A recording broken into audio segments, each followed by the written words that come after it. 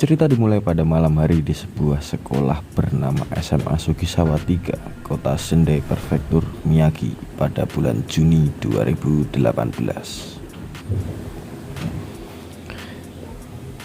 Ada dua orang pria yang sedang membahas sebuah benda kutukan tingkat tinggi yang seharusnya disimpan dengan aman. Namun anehnya, benda tersebut justru ditempatkan di tempat yang sangat tidak masuk akal. Ya, sebuah kotak penyimpanan yang berada di atas ketinggian, bentuknya seperti rumah kecil di atas rangka kayu. Mereka pun mencoba untuk membuka kotak tersebut, dan saat kotaknya dibuka ternyata kosong.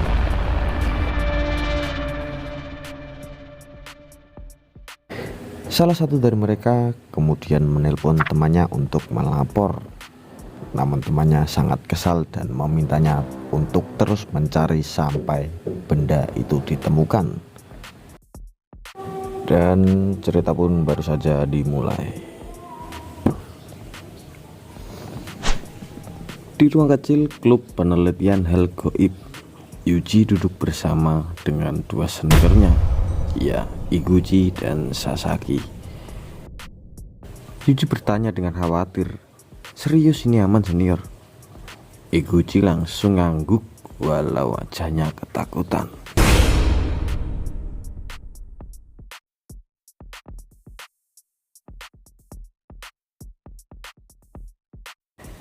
Sasaki cuma senyum tipis sambil merapikan kacamatanya, dan mereka pun memulai rapatnya.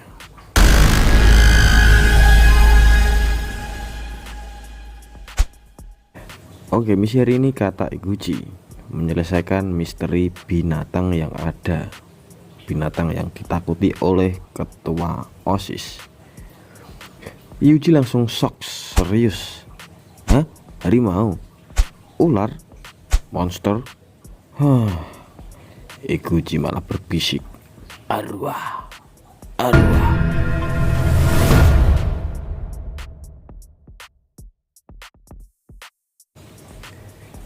Yuji memukul meja, dan itu bukan binatang. Setelah cekikan sebentar, Iguchi akhirnya mengaku. Ketua OSIS takut pada kupu-kupu, dan Yuji pun melongok. Sasaki pun tertawa, dan rapat klub berakhir tanpa menemukan hal goib apapun kecuali fakta bahwa kupu-kupu bisa menakuti orang. Yuji, Iguchi, dan Sasaki sedang bercanda di ruang klub. Mereka menunjuk sebuah tulisan di meja dan membacanya satu persatu hingga membentuk kata siput laut. Mereka pun tertawa keras karena dianggap lucu dan sangat receh. Tiba-tiba saja ketua OSIS datang sambil marah dan membentak mereka karena klub itu tidak pernah menyerahkan laporan kegiatan. Ketua kelas yang mengancam bahwa akan membubarkan klub, dan ketua OSIS mengaku bahwa ia mahir dan jago dalam bela diri. Namun anggota klub justru santai dan mengejek balik, bahkan memanggil ketua OSIS dengan julukan yang sangat aneh. Situasi berubah jadi ribut dan kocak, memperlihatkan bahwa klub ini tidak serius tapi penuh dengan candaan dan kekacauan.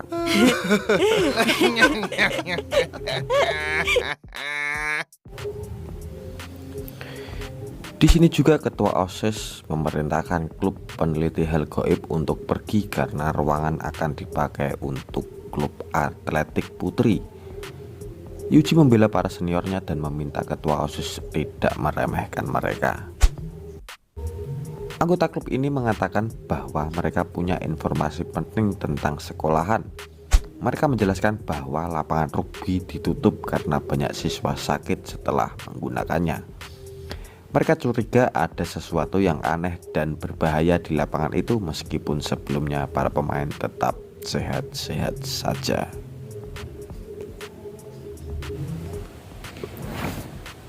Kemudian anggota klub peneliti hal goib mencari informasi dengan membaca artikel koran lama tentang orang yang menghilang saat pembangunan SMA Sugisawa 3. Korban sering terdengar suara aneh sebelum jatuh sakit dan menghilang. Artikel itu menyebutkan korban punya banyak utang sehingga kematiannya dianggap sebagai kasus biasa. Namun klub mencurigai hal lain. Mereka menyimpulkan bahwa korban kemungkinan dibunuh oleh arwah gentayangan, lalu jasadnya dikubur di lapangan rugby sekolahan tersebut.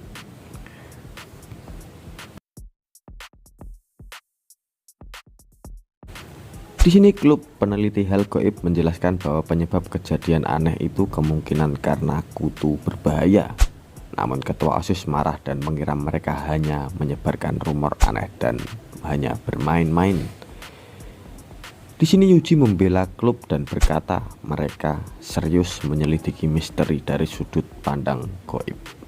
Dan masalah baru pun muncul saat ketua OSIS menyadari bahwa jumlah anggota klub kurang dari 3 orang ini, sehingga klub bisa dibubarkan.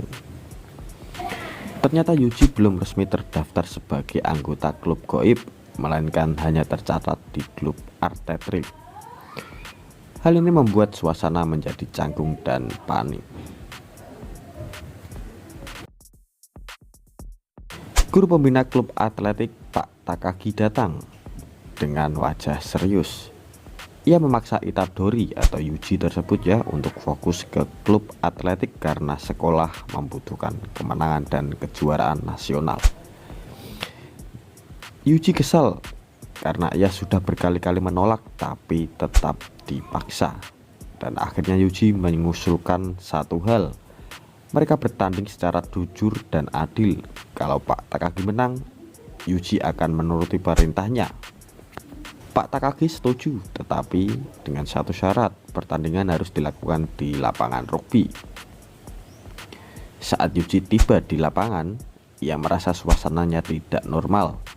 Lapangan terlihat sepi, udara terasa berat, dan ada firasat aneh yang membuatnya merinding. Namun Yuji hanya tersenyum. Baginya, tantangan ini sangat menarik. Tanpa mereka sadari, lapangan rugby itu bukan hanya tempat bertanding, melainkan awal dari masalah besar yang akan segera muncul.